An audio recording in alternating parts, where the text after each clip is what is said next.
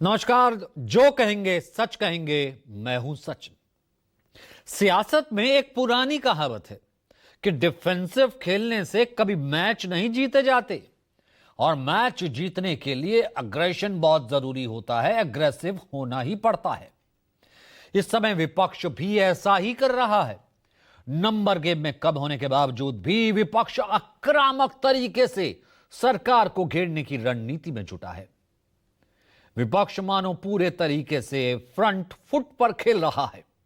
पहले लोकसभा स्पीकर ओम बिरला के खिलाफ अविश्वास का दांव चला और अब मुख्य चुनाव आयुक्त ज्ञानेश कुमार के खिलाफ मोर्चा खोलकर विपक्ष ने सियासी शय और मात के खेल में मोदी सरकार को डिफेंसिव होने पर मजबूर कर दिया है। सभापति महोदय, एक विवरण विपक्ष अपने मुद्दे पर अड़ा है। सरकार को हर मोर्चे पर घेरने के लिए डटकर खड़ा है। सड़क से लेकर संसद तक विपक्ष मोदी सरकार के विरोध में लामबंद है। लोकसभा स्पीकर ओम बिरला के खिलाफ लाए गए अविश्वास प्रस्ताव पर एकजुट है। कांग्रेस पुरजोर तरीके से इस अविश्वास प्रस्ताव पर सदन में अपनी बात रख रही है। कांग्रेस नेता बाकायदा इसके पीछे की वजह भी बता रहे हैं। हमने ये देखा कि फरवरी के महीने में जब आदरणीय नेता विपक्ष इस सदन के अंदर president motion of thanks to president's address, जब उस समय वो खड़े हुए बोलने के लिए, सर लगभग 20 बार उनको इंटरप्ट किया गया। 20 बार इनको इंटरप्ट किया गया, मैंने देखा है। 20 बार कहां से इंटरप्शन आया?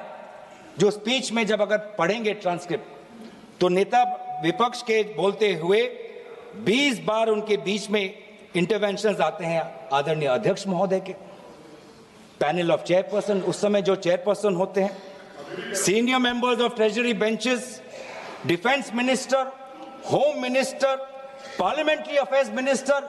20 बार नेता विपक्ष को बार बार संयोजित तरीके से motion of thanks to president's address, जो इतना महत्वपूर्ण चर्चा है, 20 बार उनको इंटरप्ट किया गया। किस कारण से? एक ही व्यक्ति है इस देश में जो इन 12 सालों में इनके सामने झुका नहीं है। वो नेता प्रतिपक्ष, और वो नेता प्रतिपक्ष क्योंकि इस सदन में खड़े होके सच बोल देते हैं, बेझिझक बोल देते हैं। धन्यवाद मैडम, धन्यवाद। आप अपनी बात रखिए। इनसे सर तारीफ की I gave her the opportunity. Yes. वो सच्चाई जो है, जो वो बोलते हैं, इनसे पचती ही नहीं है, इन्हें पचती नहीं है। दरअसल संसद के बजट सत्र के पहले फेज में नेता प्रतिपक्ष राहुल गांधी लोकसभा में अपनी बात नहीं रख पाए थे। वो पूर्व सेना प्रमुख जनरल मनोज मुकुंद नरवणे की अप्रकाशित किताब को कोट कर भारत चीन के बीच अगस्त 2020 में पूर्वी लद्दाख में हुए गतिरोध के बहाने मोदी सरकार को घेरना चाहते थे, मगर सत्ता पक्ष और स्पीकर की ओर से बार बार रोके जाने की वजह से राहुल गांधी अपने स्पीच नहीं दे पाए थे। ऐसे में स्पीकर ने जब उन्हें बोलने की इजाजत नहीं दी तो जवाब में कांग्रेस लोकसभा स्पीकर ओम बिरला के खिलाफ अविश्वास प्रस्ताव ले आई। कांग्रेस ने लोकसभा स्पीकर ओम बिरला पर पक्षपात करने का आरोप लगाया था। कांग्रेस के प्रस्ताव पर समाजवादी पार्टी, टीएमसी, डीएमके, वामपंथी दलों समेत कई विपक्षी दलों ने भी साथ दिया। इधर सरकार की ओर से अविश्वास प्रस्ताव पर संसदीय कार्य मंत्री किरेन रिजिजू जब लोकसभा में बोलने के लिए खड़े हुए तो वो राहुल गांधी के मुद्दे पर आदिकाल में चले गए। कहा तो कांग्रेस इसी बजट सत्र के पहले फेज में राहुल गांधी को ना बोलने देने का मुद्दा उठा रही है, मगर किरेन रिजिजू 16 साल पहले 15वीं लोकसभा में राहुल गांधी ने सदन में कितना बोला था उसका जिक्र कर रहे हैं। ये कह रहे हैं कि इनका नेता प्रतिपक्ष को बोलने नहीं देते हैं, ये कह रहे हैं। मैं कहता हूं, मैं आप बताता हूं सही बात क्या है, मैं आप सही बात बताता हूं, सुन लीजिए। 15 लोकसभा में इनके नेता प्रतिपक्ष सदस्य थे, कुल मिलाकर के 2 बार बोले, पूरे समय में 2 बार बोले पूरी लोकसभा में। और इन्होंने जब सेशन चलता है उस समय ही विदेश चले जाते हैं।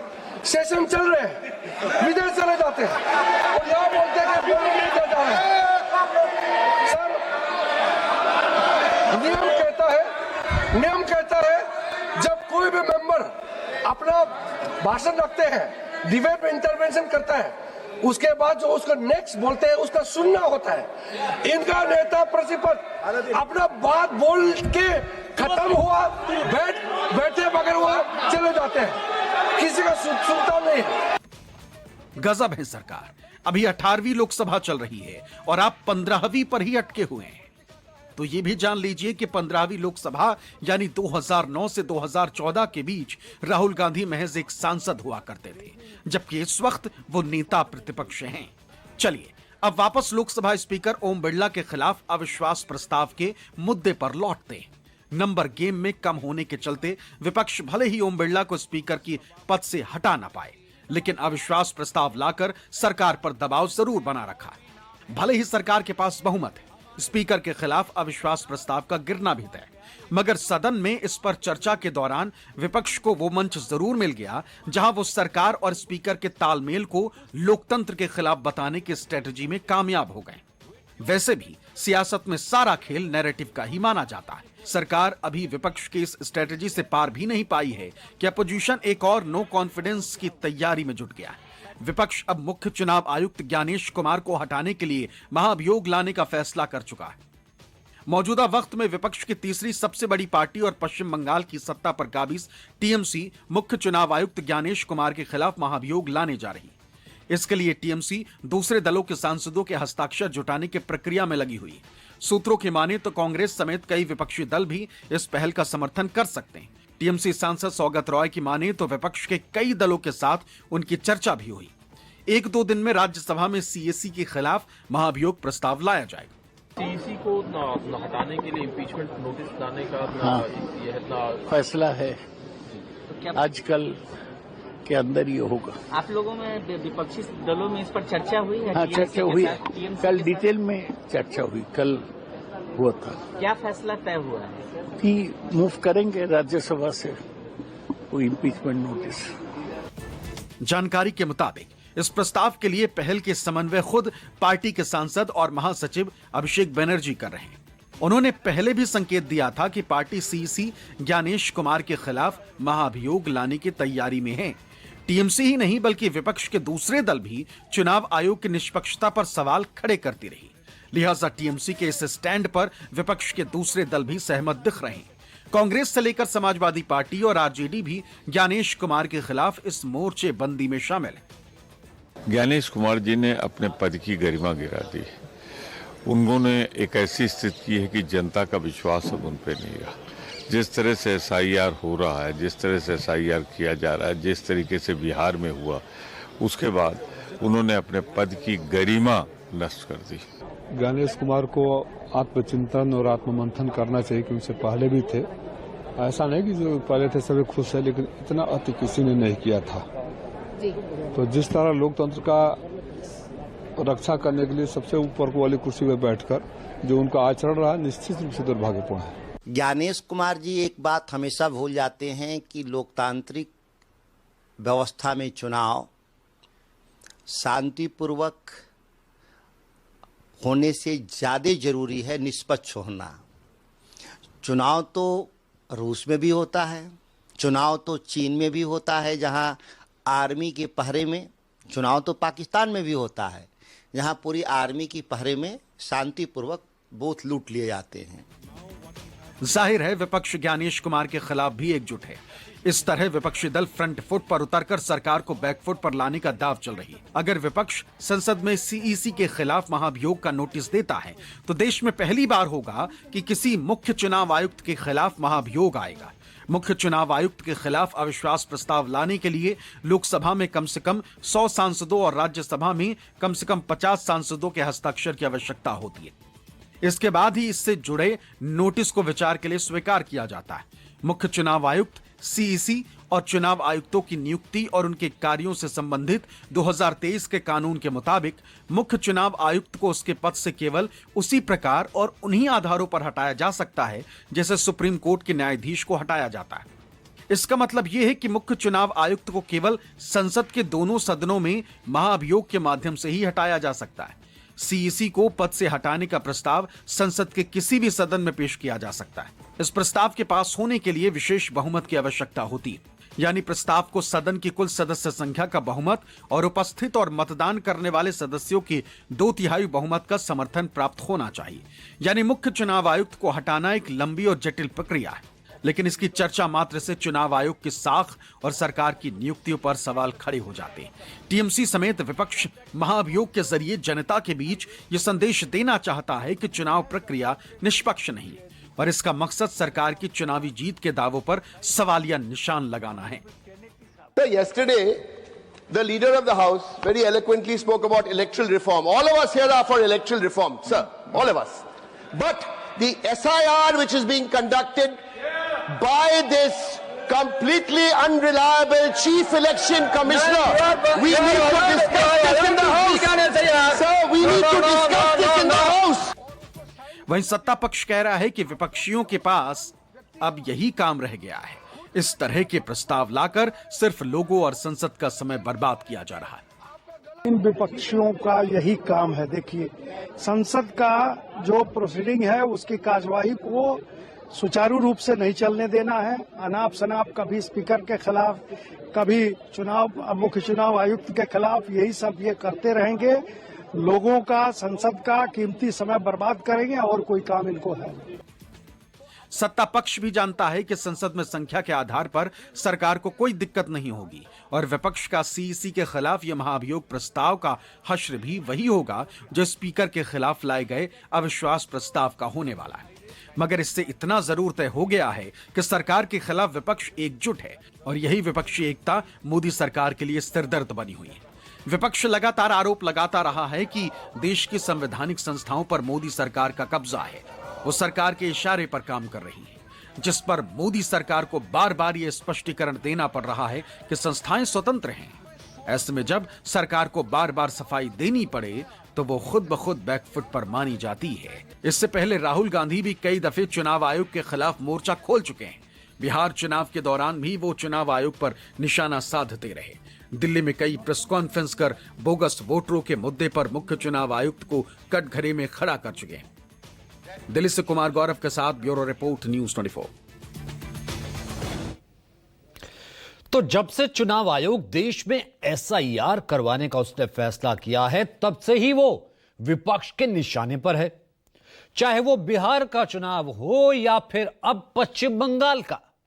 बिहार चुनाव के दौरान नेता प्रतिपक्ष राहुल गांधी मुख्य चुनाव आयुक्त के खिलाफ मोर्चा खोले हुए थे, तो वहीं अब बंगाल चुनाव से पहले ममता बनर्जी पूरी तरह एक्शन में है। केंद्र की मोदी सरकार को सियासी कटघरे में खड़े करने के लिए हर दांव वो चल रही हैं। जरिए मतदाताओं के नाम हटाए जाने के विरोध में लिखा है, बेचारा ভ্যানিশ কুমার, তার জন্য আমার খারাপ লাগে। আমি কোনো চেয়ারকে অপমান করছি না। ভ্যানিশ কথাটা আমরা ইউজ করি কারণ কালো লোকেদের ওয়াশিং মেশিনে ভ্যানিশ করে দিয়ে হোয়াইট করে দেওয়া হয়, আমি সেই জন্য ইউজ করছি। एक तरफ ममता बनर्जी जहां कोलकाता में ज्ञानेश कुमार के खिलाफ धरने पर बैठी हैं, वहीं दूसरी तरफ दिल्ली में उनके सांसद संसद भवन परिसर में बैनर पोस्टर के साथ ज्ञानेश कुमार पर हमलावर है। इन पोस्टरों पर लिखा है vanish Kumar equal to cheat, CEC मतलब चीफ इलेक्शन चोर। सड़क पे बैठी हुई है मुख्यमंत्री, धरना पे बैठी हुई है, इसीलिए बैठी हुई है because the right to vote is being snatched away through the SIR exercise. And Mr. Gyanesh Kumar, who we are calling Mr. Vanish Kumar, he has blood on his hands because it is because of him and his SIR exercise that over 170 people have lost their lives, that citizens and voters are being deprived of the right to vote. SIR के बारे में जो बातें हो रही हैं और खासकर जिस तरह से ममता जी ने इस मामले को लेकर सुप्रीम कोर्ट में खुद प्लीड किया है, एक संदेश गया है पूरे देश में और खासकर बंगाल की जनता को कि माँ बाप दीदी का रोल जो है कितनी बखूबी निभा रही है वो अपने लोगों के लिए, अपने लोगों के अधिकार के लिए, हकों की रक्षा के लिए। ममता जी कितने बढ़िया से प्लीड कर रही हैं, गुहार लगा रही हैं, चित्कार है उनकी, न्याय की पुकार है।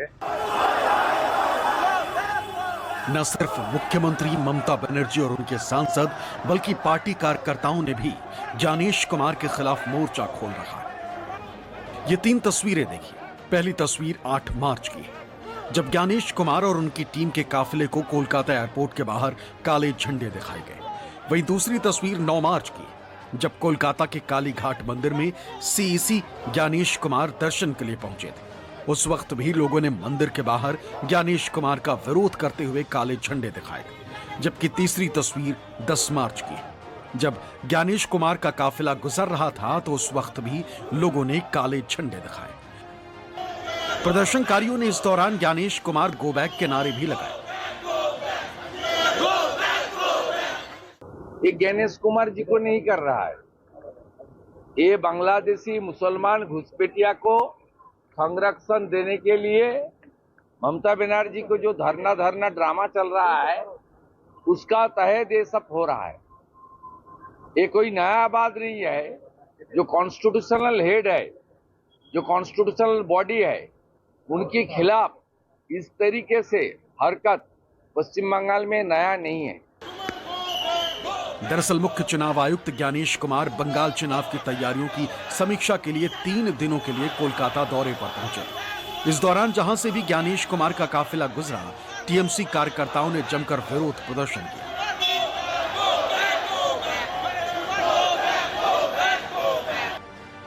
दौरे के आखिरी दिन ज्ञानेश कुमार ने कोलकाता में प्रेस कॉन्फ्रेंस कर एसआईआर को लेकर अपनी बात तो रखी ही, साथ ही ये भी बताया कि बंगाल में इस बार कितने लोगों के नाम कटे। स्पेशल इंटेंसिव रिवीजन, जिसका एकमात्र उद्देश्य था pure electoral rolls are bedrock of democracy. कोई भी पात्र मतदाता छूटे ना, लेकिन उसके साथ साथ कोई भी इनएलिजिबल व्यक्ति मतदाता सूची में आ न पाए। जो 28 फरवरी को वेस्ट बंगाल की फाइनल इलेक्टोरल रोल निकली है, उसमें कुल मिलाकर 7 करोड़ 8 लाख नाम हैं, और जिसमें कि अंडर एडजुडिकेशन वाले अगर हटाए जाते हैं तो 6 करोड़ 44 लाख 52 लाख 609 मतदाताओं की सूची उस नाम में पात्र मतदाताओं के रूप में है। मुख्य चुनाव आयुक्त लगातार अपनी बात रख रहे हैं। प्रक्रिया के तहत एसआईआर कराने की बात भी कह रहे हैं, मगर उनके तरीकों को लेकर विपक्ष शुरू से ही न सिर्फ हमलावर है, बल्कि ज्ञानेश कुमार पर सरकार और बीजेपी के लिए काम करने का आरोप भी लगाता रहा। ऐसे में अब देखना दिलचस्प होगा कि इस तरह के माहौल में पश्चिम बंगाल का विधानसभा चुनाव किस तरह होता है। Bureau report, news 24। वहीं देश की संसद में स्पीकर को हटाए जाने और युद्ध के बाद बदले हालात पर घमासान तो मचाई हुआ है, लेकिन अपनी आदत के मुताबिक केंद्रीय कपड़ा मंत्री गिरिराज सिंह को यह सब कुछ नहीं दिखता। उन्हें यह दिखा है कि राहुल गांधी आजकल छोटा पजामा पहनते हैं। जी हां, ठीक सुना आपने, छोटा पजामा पहनते हैं। गिरिराज सिंह ने राहुल गांधी से पूछा कि वे इतना छोटा पजामा क्यों पहनते हैं। सोमवार को राहुल गांधी जब संसद भवन आए तो सबकी निगाहें थी कि आज विपक्ष सरकार पर कैसे हमलावर होगा, राहुल के सियासी कमान से क्या निकलेगा। आप भी यही सोच रहे होंगे, नेता भी यही सोच रहे होंगे, लेकिन देश के केंद्रीय कपड़ा मंत्री गिरिराज सिंह को कुछ और दिखा, और क्या दिखा उसको एक्स पर पोस्ट कर दिया।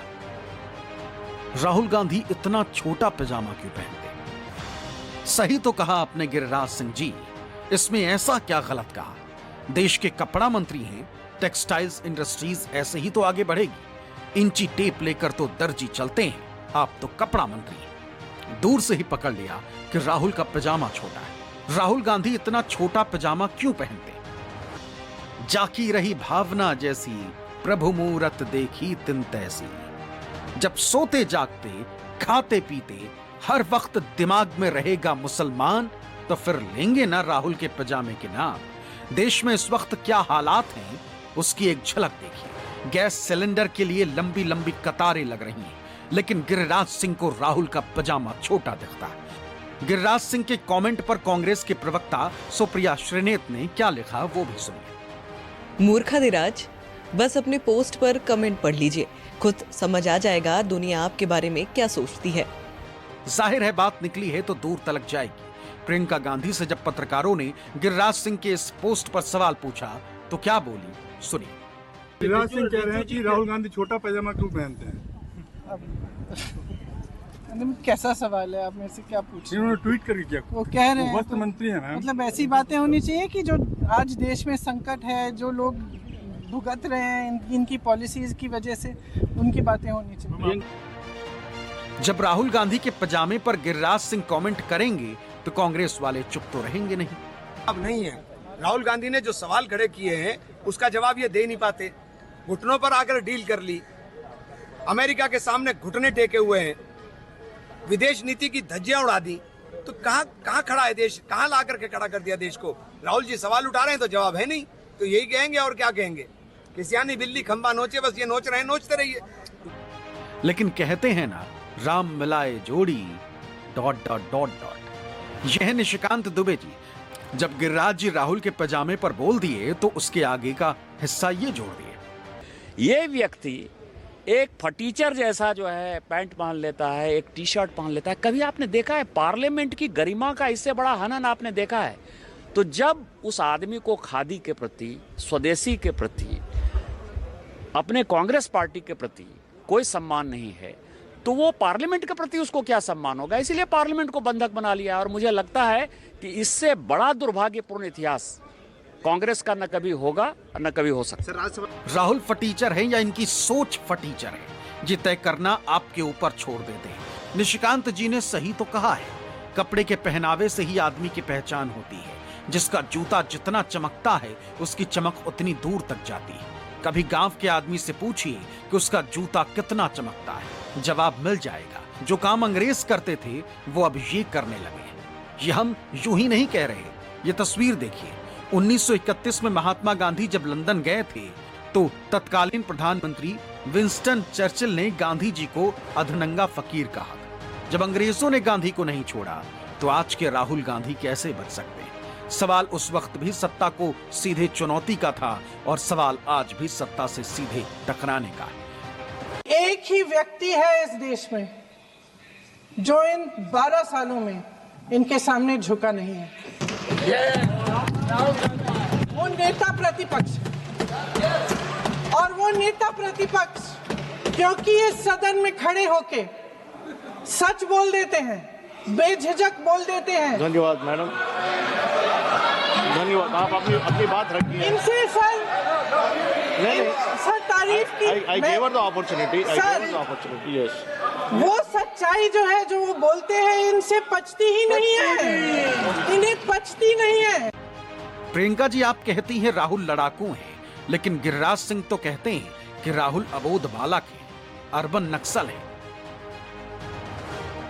ये क्या करेंगे कुछ समझ में नहीं आता है। ऐसा एलओपी तो कोई देखा नहीं, कोई विजन नहीं, केवल अर्बन नक्सल की तरह व्यवहार करना। ये आप एलओपी हैं, आप देते हैं सदन को इंफॉर्मेशन कि हम इस पर चर्चा चाहते हैं, वोटिंग चाहते हैं, जो भी आपका, आप क्यों भाग जाते हैं? राहुल गांधी को अबोध बालक बताने वाले गिरिराज सिंह कुछ दिन पहले इसी संसद परिसर में नेहरू की एआई जनरेटेड तस्वीरें लेकर घूम रहे थे। नेहरू की बहन विजय लक्ष्मी पंडित की तस्वीरें दिखा दिखाकर क्या कह रहे थे, एक बार फिर सुन लीजिए। देश की गरिमा को कांग्रेस पार्टी आज से नहीं, नेहरू के जमाने से तार तार किया है। ये नेहरू जी ने अपनी आकांक्षाओं को, अपनी कामनाओं को पूरा करने के लिए उन्होंने कश्मीर को गिरवी रखा, यूनाइटेड नेशन गए, पीओ को दे दिया, इसलिए। और दूसरा है, अंग्रेज के बाहों में सरेंडर किया। ये नेहरू ने सरेंडर कर दिया अपने आप को। अब किसकी बुद्धि परिपक्व है, फैसला जनता को करना है। फिलहाल गिरिराज सिंह केंद्रीय कपड़ा मंत्री हैं और राहुल के पैजामा की पैमाइश इंची टेप से कर रहे हैं। कुमार गौरव के साथ रमन कुमार, न्यूज़ 24 दिल्ली।